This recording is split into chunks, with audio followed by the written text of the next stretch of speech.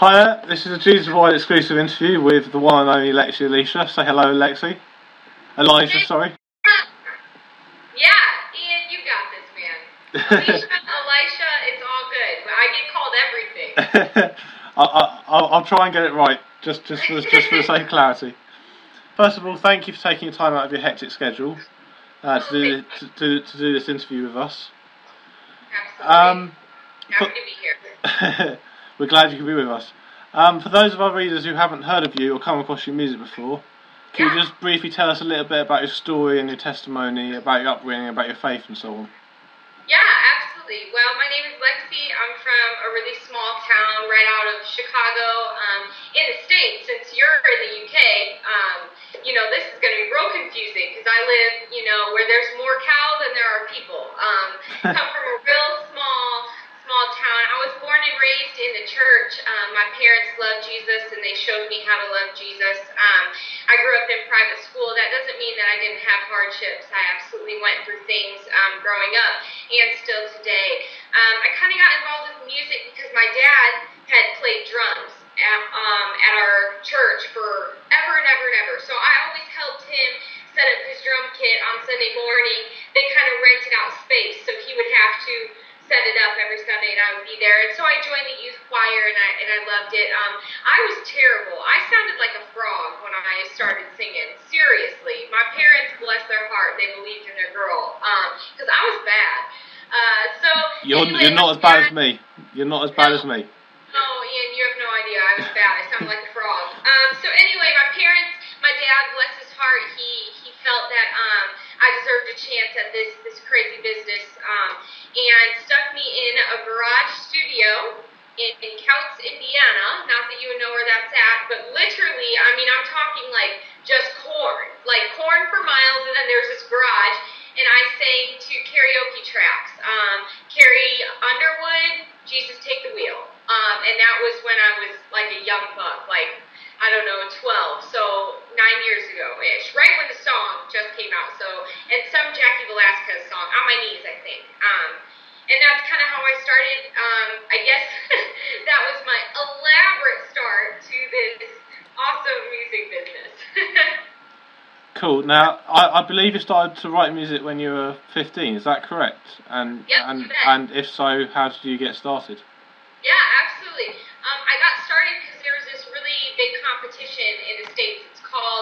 It was called, I'm not even sure if it exists anymore, but it used to be a really big deal. It's called like GMA, Music of the Rockies. And it's kind of where all these independent, but back then it was called something else, I don't even know, like unfound, undiscovered artists would go, and we'd all compete, American Idol style, basically, but for like the Christian industry, for like labels and for like a distribution deal and development deal, stuff like that. So I got up there. I flew out there to Colorado with my mom, and this was a little bit after I had done karaoke work in the studio, so I thought I was a rock star. Like, I was like, everybody check me out because I'm so cool. So I played my guitar and sang, I don't even remember, and it was, 3 panels of judges, just like you would have American Idol, and then just a big crowd. And they told me, they were like, oh my God, that was so bad. That was terrible. Like on stage in front of everybody. And I thought I was going to get like a record deal, man. Like I thought it was the real deal for me. So naturally, I'm 14 or 15 then. So I'm bawling in front of all these people and I run off stage and just start kind of writing this song. And it was called Just a Girl. And it's a pathetic song, but it's a start and it's how I got started writing. It's how I learned, like, man, there's a different way of channeling my emotions and my feelings, and I feel like this is what God, kind of has planned for me in this moment and maybe in the long haul, and it turns out that, I'm still here writing records. That's cool. I understand that both your parents are actively involved in your music career. I think your mum handles the PR side of things, and your dad kind of manages the band. Is that correct? Yeah, absolutely. Yeah. So, what difference, if any, does it make having people that know you, obviously for you, inside out, as opposed to just a complete stranger handling all of that stuff? Yeah. No, that's a great question. So right now I am self-managed. Everything is done by either myself or my dad has been just an amazing, immense help throughout my time on the road and throughout my career. My mom, of course, she is the it woman. She kind of styles me, and she knows like how to pick out a really good hair weave and like all that stuff. You know, she's great. But Dad is more of hands-on, like you said, with the band, and he kind of oversees everything. Where Mom does PR. And I would say for me, it's just we as a family are so close. We're so tight knit. Blood comes before all. Besides the Lord, it literally comes before all beside Him. So for us, it makes sense to kind of keep it in the family, and I trust them. I trust that they're not going to, use me as just some pawn for them to make a bunch of money, or, I don't know. It's just always made sense. And I started so young. I started when I was 14 or 15, and have been going since and working really hard at it since. So up until I was 18, I had no other choice but to have my parents involved. And now it's by choice that I love my parents and I want to keep them as actively involved as they possibly can in my music career.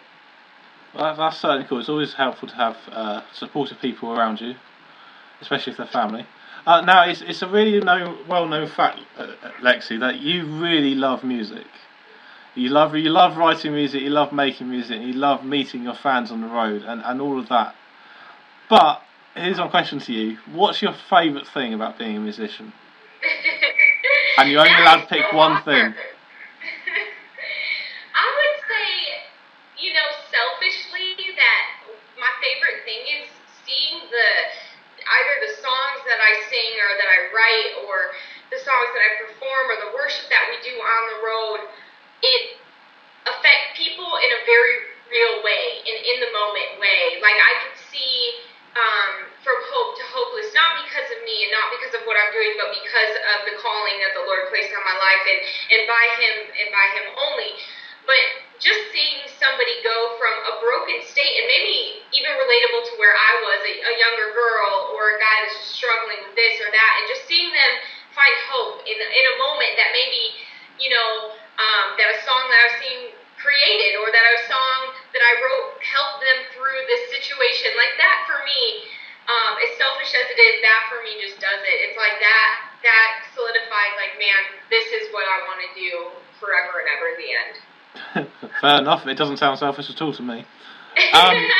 On the flip side of that last question, what's the hardest thing that you find about being a musician? Yeah.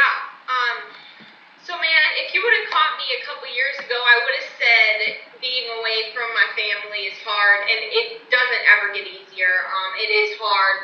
But I would say now, as I've grown as an artist and kind of made my life a little more private, as you grow as an artist and you grow your fan base, and that you kind of maybe tighten up your circle and tighten up those people that are around you, and just keep those who you really trust close to you. And I have this thing where I don't allow myself to read, like we call it, we just joke in my family, like hate mail or whatever, like mean comments, about, oh, her hair looked bad that day, or that's a terrible shot, she looks horrible, or that live song, she just really was bad. And that's hard still. You have to develop a really thick skin, and my skin's gotten thicker, but it's not there yet. I'm still a human, Yep. And it's hard. It's hard being a girl on the road. You're gonna have bad days. You're gonna have bad vocal days. You're gonna have bad hair days. So for me, it's the criticism is still really hard. But it's part of the call. It's part of my job. So yeah, that's the most difficult part. Okay, cool. When you're writing music, do you have a special place where you just have to write all your music, or are you one of these artists that carries around a pen and notebooks for when the inspiration strikes? Oh, no. Most of the time, honestly, because I'm on the road so often, whether it's on the road, or just like on the road to record, or on the road to do a shoot, or whatever, I write in my car just a lot. So I'm not one of those people that's like a romantic writer, like, oh, I write in a field of lilies under the stars. Like, that to me is so, like, if you put me in a field of lilies, I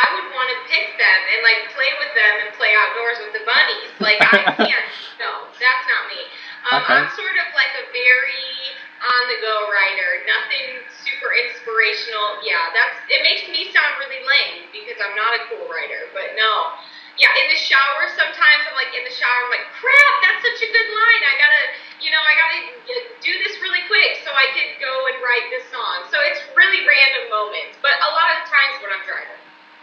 That's. Hopefully you're not writing whilst you're driving.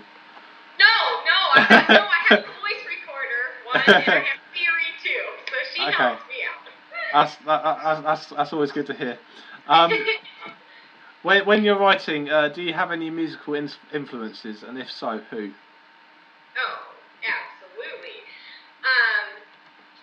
This list is ridiculous. I would say over the last couple years, who's been the biggest would be John Foreman from Switch, but he's an incredible writer. But beyond that, I would say the Avett Brothers, Beck, Ryan O'Neal from Sleeping at Last is one of my favorite writers ever of all time. Keith McNeese, who I am lucky enough to work with and co-write the majority, or not the majority, but many of my songs with. So those are some of the writers that I just like, man, how are they so good? Like, how do you do it? Freaking brainiacs. You're known for being very open and honest about your life, your struggles, and all your past hurts in your music. So my question is this: is it painful to write those songs, or do you find it cathartic? And if it's the former of those, then how do you push through that pain to finish writing that song? Yeah, I mean, song, I would say a lot of the times it can be really painful to write them. For me, the release comes when I'm behind the mic and recording these songs, or making the beats for the songs, or at the studio and actually crafting the music, the piece. That's when I feel the release. But when I'm writing it, it's painful. I'm writing stuff that's either happening in the moment or happened in a moment that was not long ago, and it's personal and I'm vulnerable. And if you know me, I'm so incredibly vulnerable in my music, but I'm not. When it comes to real life things, like that's not me. Like I'm a thick skin. I'm kind of a toughie. I put on a front. But in my music, I'm completely and utterly vulnerable. So when I'm writing it, it's when I'm at my weakest. And not that that's a bad thing. I'm not, just like sitting over here sobbing and weeping in my mess of writing. But I am. It's painful. It can be really painful. That's really tough. It must be really tough to write those songs. And all I can say is thank you for pushing through that pain to write them, because it frees some of us up. You've been writing music for roughly 6 years now. Yeah. Which has been the most painful song you've had to write during that time? Ooh, that's a good one. I would say, without a shadow of a doubt, there's a song called Trailside Road on this next record coming up, and I cannot tell you how painful it was to write it, because it's things that I haven't talked about even to my closest friends. It's just stuff that I went through that was really difficult personally and in my family and things like that. So Trailside Road is definitely by far was the hardest to write and to record, to be honest. I kept choking up. Well, let's be a little bit happier. So on the flip side of that again, out of all the songs you've written, which has been your favourite one to write? Oh, jeez. Well, okay. This is like a tie, I would say. Because there's a couple. So there's this song called Lucky Girl on my new record. And it is so much fun, and it's just like carefree and totally my annoying, bubbly side. It comes out through the song like no other. It's just really ridiculous, and it was so much fun. I annoyed my parents. I have sung it in the house for because I'm in between leases, so I'm actually living with my parents again, which has been so much fun this summer.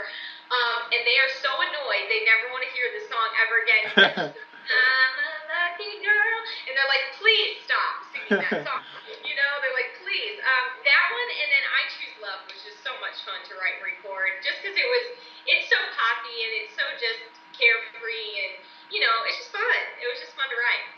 Well, we look forward to hearing that new song. It's gonna get stuck in your head. Before we move on to talk about your new and upcoming EP that you just mentioned, Your last EP was entitled Eventually, and you released that last year, almost a year ago now, unbelievably. What's the feedback been like for that from that EP, really?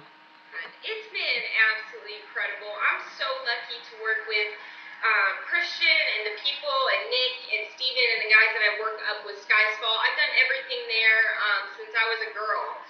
I started there when I was 15 and a half or 16, and I've continued to work up there in Kenosha since, and the feedback's been amazing. People have been so kind. Like, I can't believe just how well the response was, because you never expect it. You always pray for it, and you always hope for it, but you never know what's going to happen with the record. So that was a big stepping stone for me, too. I released it a year ago, and I was kind of saying, like, Lord, I'm coming close to finishing school, and I need to know what you want me to do for my life, because I love this so much, and I want to be able to do it, so I'm going to keep working at it. And man, it's put me on the road more than ever, and it's really opened some cool doors, and it's opened another door for me to do this record. So I got really lucky. I'm still making music.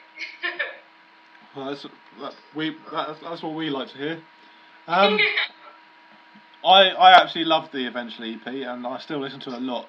So great job of it. Thank you. But let's move back into the present a little bit and look forward towards the future. Yeah. And you've got a new EP coming out on the 5th of August. I do. I understand the EP is called the Rope EP.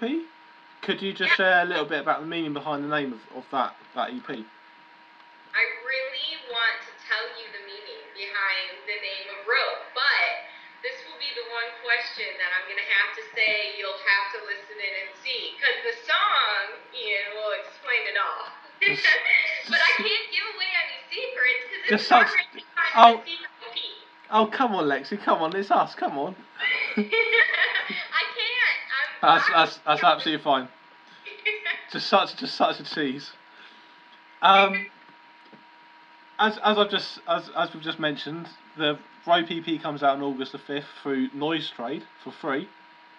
Yep. And yet you've literally just announced it a few days ago as a bit of a surprise release.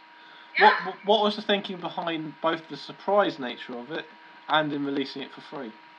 Yeah, absolutely. Well, I'm surprise releasing it because I am channeling my inner Beyonce. If Beyonce can do it, and Lexi Elisha, no, I'm just kidding. You know what? I've been writing a lot, like a stupid amount, and initially the thought behind it was, man, I just want to give my fans a little something, because a lot of times artists will take a year off and then they'll do a record every other year or whatever. And I was like, you know what? I haven't been that kind of writer. I kind of put out Hallelujah a couple months ago, and I was like in a studio, and I wanted to keep going. So I was like, I'll just do 2 or 3 songs and release it for free on Noise Trade. Well, 6 songs later, 7 songs later now. So it's kind of like an EP/full record. We don't even know what it is at this point. It's here. I just finished the last song literally like less than 48 hours ago. It's been insane. Yeah, it's been insane. So we're just like, hey, why not do a surprise release? Why not give the fans something to look forward to? It's fun. It's right there. I haven't even talked about it. Nobody has heard it besides me and my producer and some of my co-writers. That's it. My parents have barely heard a thing. And then why give it away for free? I think just like, why not? At this point, I've spent thousands and thousands of dollars on this record. That's the truth. And one day I pray that, the Lord will kind of say, hey, bank account, here you go. Here's the funds back. And maybe people will be nice and tip me on Noise Street, but if not, that's cool too, because I get their email addresses at the end of the day. But I don't know. I was just thinking, I want to do something different. It will be on iTunes, of course. It will be on Amazon. It'll be on all those mediums, maybe a week or so after, but with Noise Trade kind of being, and New Release Tuesday kind of being the official sponsor of the record, we're just kind of home free for that week, and if you want it, you can just take it for free. Or give your girl a tip, because that would be cool too. Well, we certainly encourage everyone to give you a tip, that's for sure. Wink, wink, you can take it for free. Or just take it. Yeah. At the start of the Rope EP video announcement, you say that over the past 3 or 4 years that you've been getting closer to your goals and finding out who it is you are or hope to be. Yeah. Could you just expand a little on that and on the change you've noticed within yourself and what you're doing differently, etc.? Yeah, absolutely. I just think that, so as you were saying before, like eventually is almost a year old now. In September it'll be a year old, so it's 10 months or so. It's been a really growing experience, and I've had some growing pains, honestly, in the last, 10 months. Like I said, I have a year left of school. This is my forever job. I'm not going to do anything else. Even if I'm poor and on the streets just making music, I don't care. And so, I don't know, it's just, for me, I just felt like over the past year, I would feel so close to a goal of mine, and then something would happen, and it would just fall out from underneath my feet. Or, I felt like, man, this dream, I'm so close to it, and then, boom, something would happen, and it would just break down. Or it would happen, and that would be amazing. And over this past year, I've just grown, especially this year, of course, for 3 or 4 years, but this past year, I've just grown so much as a writer, and as a performer, and as a human being, and as a servant, a worship leader. So, I don't know, and I feel like this record will really reflect that. Cool. Also, in that video, you mentioned that people have asked you about why this new project was so left field from what you typically do. So on that, how does the Rope EP differ from your previous projects, and what can people expect from the new EP? Yeah, absolutely. So, like I said, a lot of people have not heard anything, because honestly, this project is being mixed and mastered right now, so nobody's heard the final product. But I've explained it to a couple of, people that I really trust and that are close to my heart, and my parents, and all of this, and mentors. And the first question, just for everybody, is like, why are you doing this record? This is so weird for you. Like, it's a very different record. And honestly, like I said, maybe it's because I'm weird now and I listen to a lot of weird music. Like, Beck is so weird, but he's so inspirational to me in my life. And that's kind of where I'm taking inspiration out of, just doing not the super poppy stuff. Now, there will be a couple songs that will bridge the gap. So there are some pop songs. There are some fun, very Lexi songs. Like I was talking about, Lucky Girl is very, very Lexi. But then there are some songs that, man, you're going to hear some 808s and some kicks and some, Really? some really, yeah. I mean, it's really different from what I'm typically doing. It's maybe like a Lord spin on what I typically do, and throwing in like a little bit of that John Foreman Sleeping at Last, Ryan O'Neal feel, just kind of that ambient feel to the record. So it is very different from what I typically do, but I'm so proud of it. I'm so proud of it. Well, I'm really pumped to hear it. I know most of our listeners will be after hearing that as well. Yes. I realise that this is a super tough question, but which song of the new EP is your favourite? And on top of that, which song epitomises the sound and message of the EP the most? Okay, so my personal favorite, now you can't ask my parents because they'll tell you something way different, because they love pop music, so they're going to tell you my most pop song. But my personal favorite is it's the title track, it's Road. And it's a very haunting song. It's very haunting, it's very a tell-all. It's sort of filleting just my body out there. Like, I'm just saying, here it is, and here's what's happened, in a very real and honest way. So that one's my favorite. And what was the second question? Which was the hardest one? Which song of the new EP kind of epitomises the sound and message of the EP the most? Yeah, so that I would say is a split between Young and Beautiful and Trailside Road for me. Because Trailside Road, without that song, this EP wouldn't have happened. Without that experience, this EP wouldn't have happened for me. Or this, whatever this is called, this 7-song CD. Let's just call it an EP. Let's call it an EP. There we go, it's an EP. But then Young and Beautiful also has been sort of my struggle with, just self-image and self-worth. So that kind of encompasses a lot about this EP as well. That's cool. We look forward to hearing those songs. Yeah. Now looking past the road PP and into the years beyond, what does the future for Lexi hold, other than doing this for the rest of your life and forever and ever and ever? Is there that special artist who you are really desperate to do a future song with? And is there a full-length album on the horizon? Oh yeah, holler. If Ryan O'Neal from Sleeping at Last called me at any time, I would probably die of a heart attack because I would be so excited. But I would want to ride with him. That for sure, I would die and go to heaven. Literally, I'd meet Jesus that day. So that would be really cool. And then, oh, I'm such a nerd. And then, not at all. Yeah, no big deal. And then, crap, I just forgot the second question. What's wrong with me? Full length. Okay, I got you. Absolutely. But I don't know. See, the thing for me is because the industry is changing so much, I can whip out these EPs and afford them far more than I can afford or whip out a full LP. So for me, to make music and to make it quickly and to keep on my game, it's easier for me to wrap my mind around 7 or 6 songs rather than 11 or 12 right off the bat. So, Lord willing, that will happen if the funding comes through ever, if you know, I ever sign and some label is so nice and wants to give me $5 million to record my debut record. But for now, we're just going to be looking at these EPs.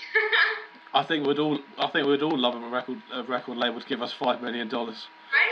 That'd be great. It would certainly help out a lot of problems, wouldn't it? As we wind this interview down, it's that time that all artists dread. It's time for those few quick fire questions. Oh, great. Are you ready? I'm not. There's only 3 of them. You've got to be quick. Here we go. What's your favourite naughty food treat? Shrimp risotto with asparagus. Nice and quick answer. I like it. What song or album are you currently obsessed with? Yearbook by Sleeping at Last. Cool. And is there a certain Bible verse which is currently impacting your life hard? Oh, absolutely. Romans 5:20 is my life verse, where sin did abound, grace did abound much more. Period. The end. Nicely done. Right. Before we wrap this interview up in a few seconds, is there anything else you'd like to say to everyone out there? Yes, I would. Number 1, Ian, you are a boss, so thank you for having me today on You're your welcome. show. This has been amazing, and I want you to check out this interview. Well, okay, first off, you're going to review the record, aren't you? Yeah, we'll do that, yeah. Okay, so if you tell us what row PP means. No, I can't. Out soon. So make sure you check out the review, check out the interview, share it with all your friends. Make sure you hit up their site because they're amazing. And August 5th, go get my record for free, you crazies. Or tip her. Remember, you can tip her. Yeah. Lastly, but certainly not least, is there anything we at JesusWired and all of our readers could be praying for you specifically about over the coming weeks and months? Yeah, I mean, if you could just pray for peace. I'm a stressed, nervous mess for this record. It's been quick, and like I said, not a lot of people have heard it, so I'm anxious to see how people react. So just pray that people like this record, I guess, so I can continue making more. Oh, we'll certainly pray for that. Thank you very much, Lex, for taking time out of your hectic schedule on the road to sit down with us. Thank you.